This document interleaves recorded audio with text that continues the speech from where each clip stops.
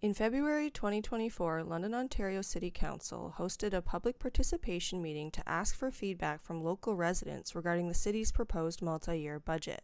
Dozens of Londoners came out demanding that funding slated to go to the local police department be reallocated to other community resources. Here are a few examples of what they had to say. They do not need a $492,000 armored vehicle, a second one that will sit next to our unused first one. There are multiple items in the police budget that are wants, not needs. The state-of-the-art joint training unit at a cost of $42 million for the first phase.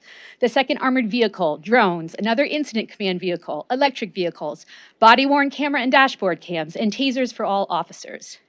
These items alone value approximately $50 million, are clearly wants, not needs, many of which contribute to increasing surveillance and militarization of the police.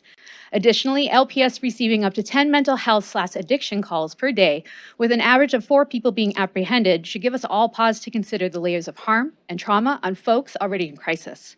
Instead of increasing the police budget, we must reallocate money to essential services, community and grassroots organizations, and community-led responses that meet people's basic needs, connect them to community, and provide a sense of belonging.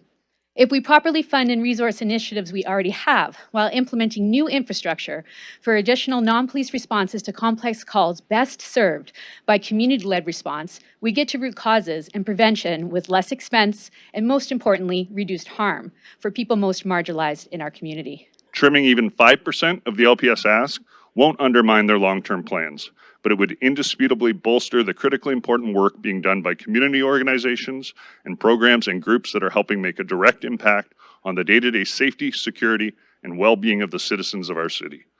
Despite such a resounding call to defund the police, the council refused to make any changes. And to add insult to injury, Londoners learned in mid-September that the London police wasted $104,000 in public funding to promote their excessive budget requests, while many other absolutely essential organizations have been struggling for the smallest scraps of funding just to keep their doors open. And what do we have to show for this bloated police budget? Well, one example is an excessive police presence at homecoming without any actual enforcement. With example after example after example of blatant open carrying of alcohol, but not a single officer showing any real care or concern for the violation. While in another example, we have police harassing and abusing unhoused people, randomly citing them for being on the street when they frankly have nowhere else to go. So with such blatant displays of discrimination and flagrant misuse of funds, is it really a wonder why so many people are calling to defund the police in London, Ontario?